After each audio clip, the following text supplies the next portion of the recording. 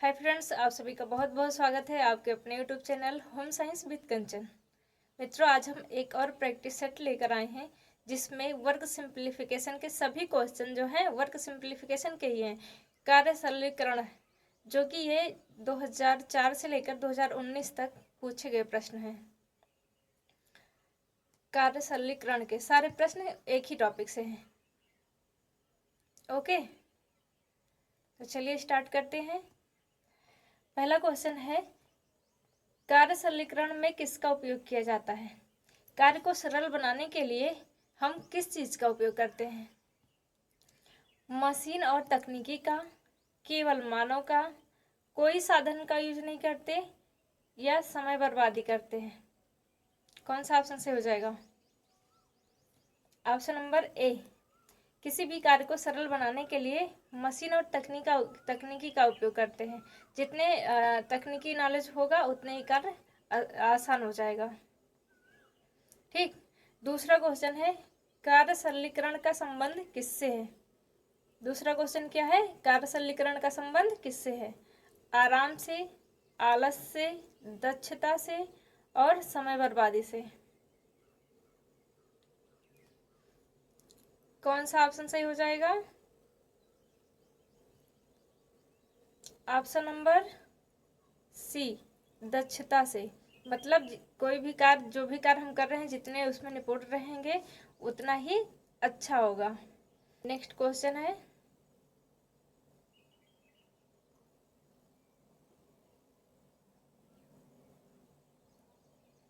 अनावश्यक गति को टालने के लिए नियत कार्य के संचालन के बहाव का चरण से चरण का विवरण होता है।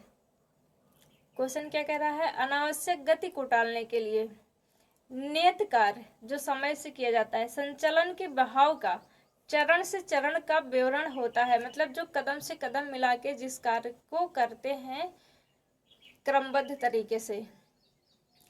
कौन सा कार्य किसका है? प्रक्रिया चार्ट, पाथवे चार्ट, समय चक्र चार्ट या क्रिया चार्ट? ऑप्शन सही हो जाएगा ए, प्रक्रिया चार्ट। अगला क्वेश्चन है, आदमियों द्वारा नतीजे पाना यह किसका विवरण है? आदमियों द्वारा नतीजे पाना किसका विवरण है? प्रशिक्षण का, नियंत्रण का, प्रबंधन का, कोई नहीं। चार ऑप्शन है इसमें, कौन सा सही हो जाएगा? बताइए। ऑप्शन नंबर सी, प्रबंधन का, क्योंकि प्रबंधन का कार्य कौन करते हैं? मैनेजमेंट, जो व्यवस्थापक होते हैं। ठीक। अब नेक्स्ट क्वेश्चन है,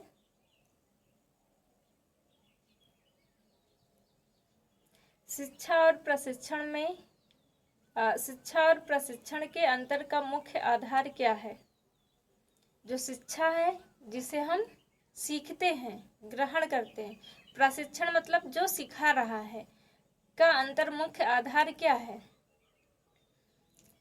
पहला ऑप्शन है ज्ञान, दूसरा ऑप्शन कौशल, तीसरा मनोवृत्ति और चौथा ऑप्शन है उपरोक्त सभी।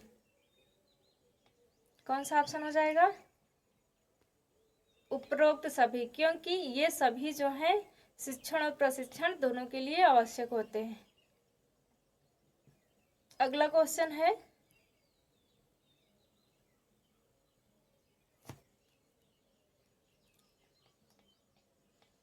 मुंडेल सूची द्वारा कितने स्तरों में निर्धारित किया गया है जिसके द्वारा काम को सरल किया जा सके?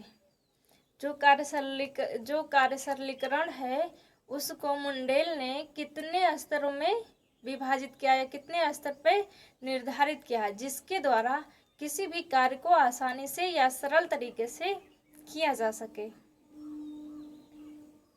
मुंडेल ने कितने स्तर दिए हैं? 2। पहला ऑप्शन है 2, दूसरा ऑप्शन है 3 और 5 और 1। 2, 3, 5, 1, कौन सा ऑप्शन सही होगा? 5। मुंडेल ने कितने आधार दिए हैं? 5 आधार। ठीक। नेक्स्ट क्वेश्चन है,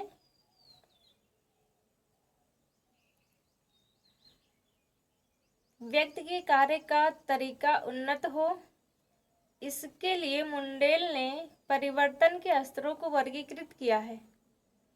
उन्होंने क्या कहा है, व्यक्ति जो कार्य कर रहा उसमें वो उन्नत प्राप्त करे, इसके लिए मुंडेल ने कितने स्तर बताए हैं, किन किन चरणों से होकर गुजरना पड़ता।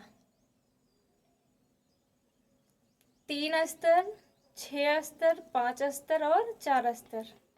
ऑप्शन सही हो जाएगा 5 स्तर। मुंडेल ने कितने स्तर बताए हैं, 5 स्तर। अगला क्वेश्चन है, पेंसिल तकनीकी, पेंसिल यहाँ पे पेन भी होना, टाइपिंग मिस्टेक है, सॉरी। पेन पेंसिल तकनीक वह तकनीक है जिसमें किया जाता है, क्या किया जाता है, पेन पेंसिल तकनीक किस कार्य के लिए किया जाता है, प्रशिक्षण के लिए, बुनाई के लिए, कार्य सरलीकरण, टेक्सचर विश्लेषण। पेन पेंसिल का जो उपयोग होता है वो हम उसका उपयोग कहाँ करते हैं, जो तकनीक है पेन पेंसिल उसका यूज कहाँ किया जाता है, किसके लिए किया जाता है। तो ऑप्शन नंबर सी, कार्य सरलीकरण में इसका उपयोग होता है। किसमें, कार्य सरलीकरण में। पेन पेंसिल टेक्निक जो है ये कार्य सरलीकरण के लिए उपयोग होता है। कार्य सरलीकरण की एक टेक्निक है ये, जिसको हम अनौपचारिक टेक्निक भी कहते हैं। अगला क्वेश्चन है,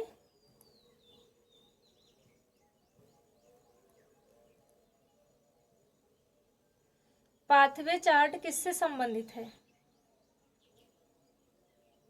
ये जो पाथवे चार्ट है एक प्रकार की टेक्निक है, किससे संबंधित है, सुई और धागा से। पहला ऑप्शन है सुई धागा, दूसरा है पेन और पेंसिल, तीसरा ऑप्शन है पिन और सुई, और चौथा ऑप्शन है पिन और धागा। पाथवे चार्ट किससे संबंधित है, पाथवे चार्ट में किसका उपयोग किया जाता है, तो ऑप्शन नंबर डी सही हो जाएगा, पिन और धागे का। नेक्स्ट क्वेश्चन है, कार्य सरलीकरण का एक उदाहरण बताइए। कार्य सरलीकरण मतलब कार्य को सरल बनाने के लिए कैसा आकार, कैसा स्थान चुनना चाहिए। उदाहरण क्या है, जैसे चौकोर बनाना, जो जहाँ पे हम कार्य करने जा रहे हैं उसको एक कार्य सरलीकरण के लिए जो स्थान बनाते हैं या स्थान चुनते हैं वो कैसे हो। ये 4 ऑप्शन दिए गए हैं, चौकोर बनाना, गोल बनाना, आड़ी रेखा, बड़ी रेखा।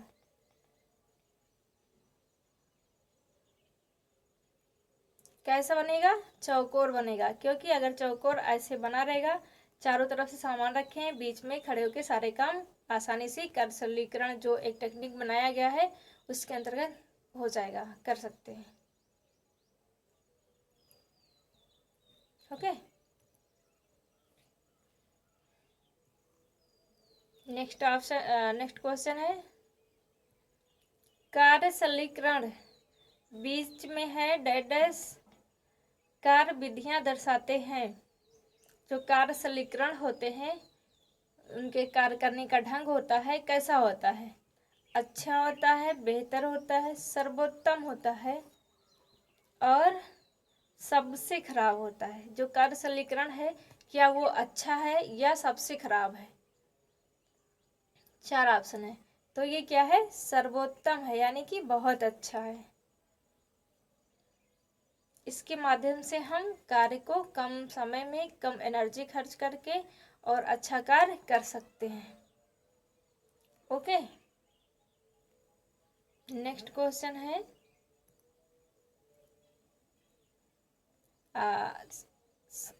आगे डैश कार्य निष्पादन पर व्यवहारिक प्रयोग में संयुक्त परिचित ज्ञान के रूप में परिभाषित किया जाता है।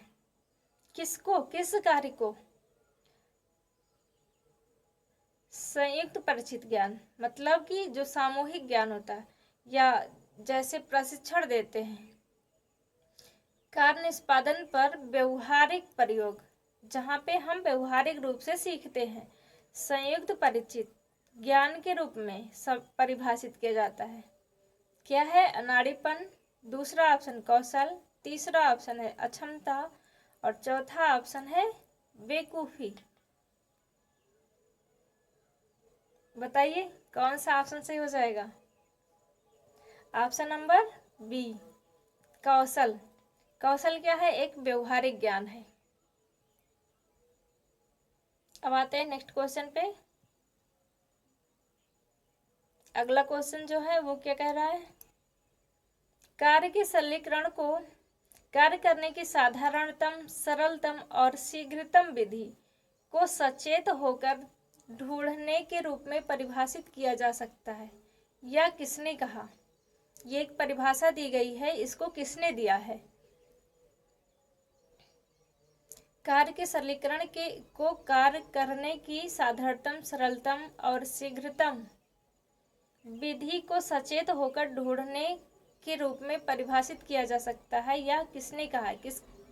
ये परिभाषा किसने दी है? पहला ऑप्शन है निकिल और डार्सी, दूसरा ऑप्शन है ग्रास एम ग्रंडल, तीसरा ऑप्शन है वर्गीज ओगेल और चौथा ऑप्शन है एलिजाबेथ हरलॉक ने। किसने दिया है ये परिभाषा? निकिल और डार्सी ने। ओके, अगला क्वेश्चन है। नेक्स्ट क्वेश्चन क्या कह रहा है? तीन मुख्य शरीर भारों को सीधी रेखा में लेना, यह सिद्धांत किस पर लागू होता है? ऑप्शन है शरीर की स्थिति में परिवर्तन, दूसरा ऑप्शन उत्पाद क्रम में परिवर्तन और तीसरा ऑप्शन है तैयार उत्पाद में परिवर्तन और चौथा ऑप्शन है कच्चे पदार्थ में परिवर्तन। जो तीन मुख्य शरीर भारों को सीधी रेखा में लेना होता है, यह सिद्धांत किस पर लागू करता है या किस पर लागू होता है? शरीर की स्थिति परिवर्तन में। किस पे? शरीर की स्थिति परिवर्तन में। ओके, नेक्स्ट क्वेश्चन है आर्गोनॉमिक्स। आर्गोनॉमिक्स के तत्व हैं। आर्गोनॉमिक्स के कौन कौन से तत्व हैं? कार्य और वातावरण जनित परिस्थितियां, मतलब हमें कार्य के बारे में भी जानकारी होना चाहिए और वातावरण से भी परिचित होना चाहिए। दूसरा क्या है? शारीरिक माप एवं शारीरिक यांत्रिक क्रियाएं, जो शरीर के द्वारा क्रियाएं की जाती हैं उसका भी ज्ञान होना चाहिए। ये क्या है? इसके तत्व है आर्गोनॉमिक्स के, कार्य करने के जो सरल तरीके हैं। मानव कारक और मानव क्षमता, जो मानव की कार्य करने की क्षमता होती है उससे भी परिचित हो। तो आर्गोनॉमिक्स के तत्व हैं कि कौन से? और चौथा ऑप्शन है उपरोक्त सभी। कौन सा सही हो जाएगा? उपरोक्त सभी। ये सारे तत्व क्या हैं? एर्गोनॉमिक्स के तत्व हैं, कार्य को सही ढंग से सरल तरीके से करने में मदद करते हैं। अगला क्वेश्चन है कार्य सरलीकरण से तात्पर्य है। कार्य सरलीकरण से क्या तात्पर्य है? सरल कार्य करना, जो कार्य आसान हो सिर्फ वही कार्य करना, कम कार्य करना। ये सब तो कोई ऑप्शन नहीं हो सकता कि कार्य सरलीकरण में जो है कम कार्य करना होता है या कोई सरल कार्य करना होता है।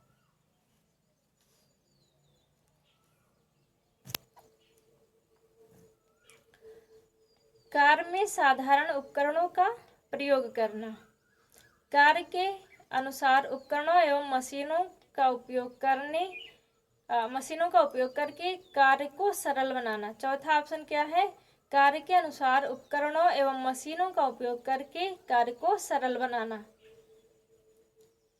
कार्य सरलीकरण का तात्पर्य क्या है? ऑप्शन नंबर डी सही हो जाएगा। कार्य को सरल बनाने के लिए हम मशीन का और टेक्निक का भी उपयोग करते हैं, जिससे कार्य सरल और आसान हो जाए। नेक्स्ट क्वेश्चन क्या है? धन कैसा साधन है? साधन तो आपको पता है कि कितने प्रकार के होते हैं, मानवीय अमानवीय दो होते हैं। तो उससे पूछा गया है कि धन कैसा साधन है, मानवीय साधन है या अमानवीय साधन है।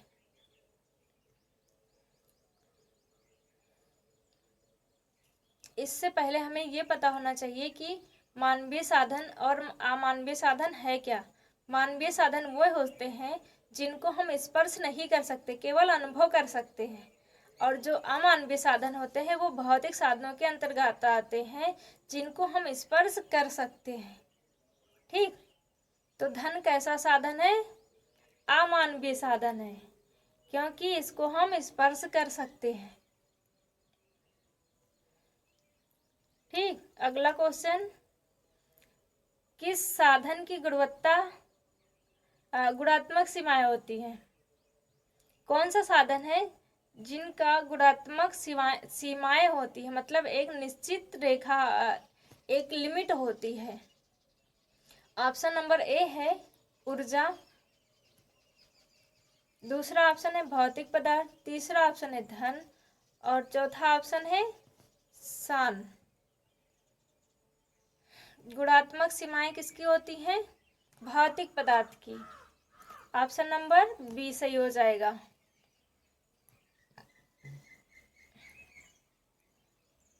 नेक्स्ट क्वेश्चन आता है,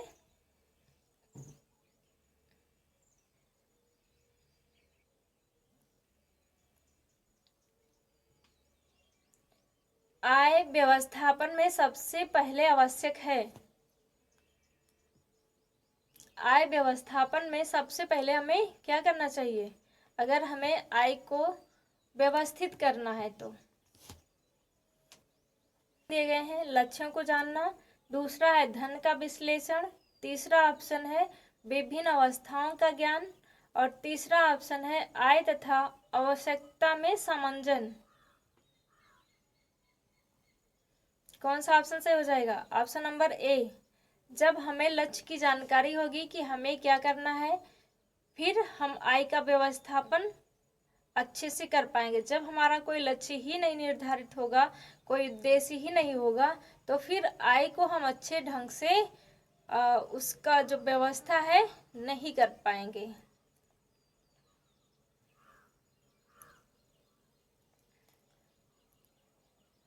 क्वेश्चन नंबर 20, मुंडेल ने कार्य सरलीकरण को 5 परिवर्तन के वर्गों में विभाजित किया है, जिनमें पहला परिवर्तन है।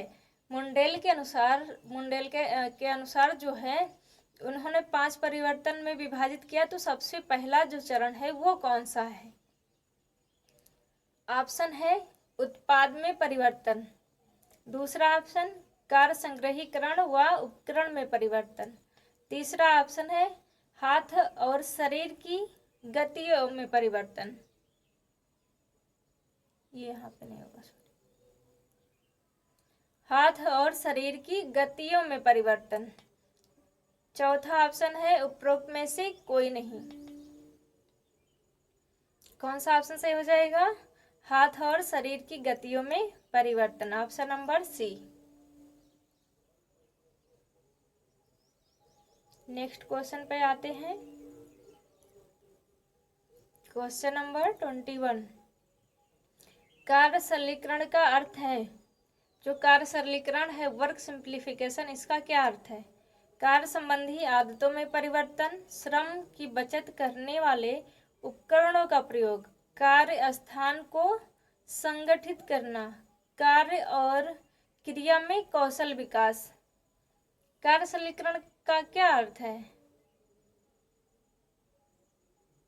बताइए।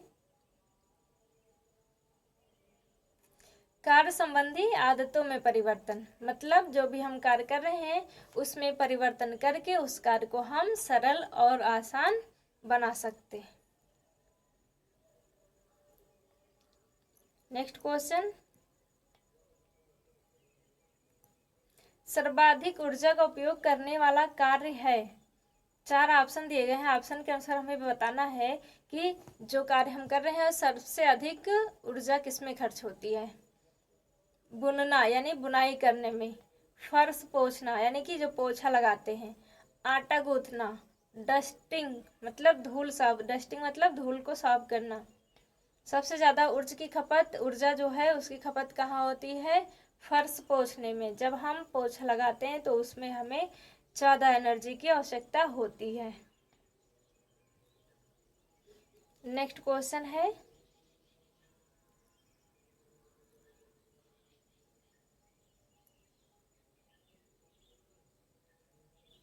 Question number 23। कार्य सरलीकरण की प्रमुख दो तकनीक, जो वर्क सिंप्लीफिकेशन है उसकी कौन कौन सी टेक्निक होती हैं? औपचारिक और अनौपचारिक, मार्ग और प्रक्रिया चार्ट, तीसरा ऑप्शन अस्थाई और लचीला, चौथा ऑप्शन है उपरोक्त में से कोई नहीं। कार्य सरलीकरण की कितनी टेक्निक होती हैं? दो। कौन कौन सी? औपचारिक और अनौपचारिक। अनौपचारिक को पेन पेंसिल टेक्निक भी कहते हैं। ओके, नेक्स्ट क्वेश्चन पे आते हैं। Question number 24। धन, समय तथा शक्ति तीनों का ही अधिक आवश्यकता होती है। जो धन भी है उसकी भी आवश्यकता, समय की भी आवश्यकता और शक्ति भी की भी आवश्यकता, तीनों की अधिक आवश्यकता होती है। किस अवस्था में? इसमें कुछ अवस्थाएं दी गई हैं, तो कौन सी अवस्था है जिसमें समय, शक्ति और धन तीनों की अधिक आवश्यकता होती है?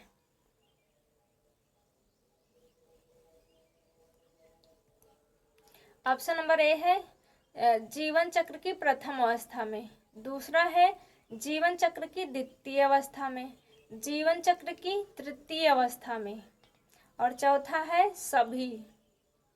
चौथा ऑप्शन क्या है? सभी। ये ऑप्शन नंबर डी।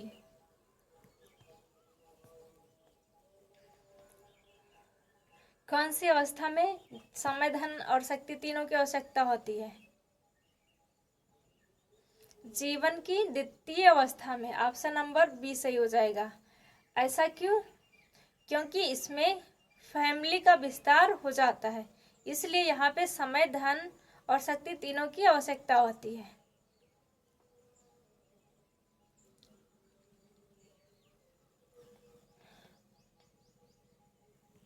आते हैं नेक्स्ट क्वेश्चन पे, और ये आखिरी क्वेश्चन है आज का। घरेलू कार्य में थकान कम करने की सबसे उपयुक्त विधि है। घरेलू कार्य जो भी हम कर रहे हैं उसमें थकान ना लगे या कम लगे, सबसे उपयुक्त विधि कौन सी होगी? अस्थैतिक कार्य को कम करके, दूसरा है गतिक कार्य को कम करके, तीसरा है श्रम एवं समय को बचाने वाले उपकरणों के प्रयोग से, बारी बारी से अस्थैतिक एवं गतिक कार्य द्वारा। कौन सा ऑप्शन से हो जाएगा? ऑप्शन नंबर सी, श्रम एवं समय को बचाने वाले उपकरणों के प्रयोग से। इससे क्या होगा? जब हम तकनीक या उपकरणों का प्रयोग करेंगे जिससे समय और शक्ति दोनों की बचत हो, तो ये क्या करेगा? इससे कम ऊर्जा खत्म होगी और थकान भी कम लगेगा। ओके, आज के लिए बस इतना ही, और मिलते हैं नेक्स्ट वीडियो में।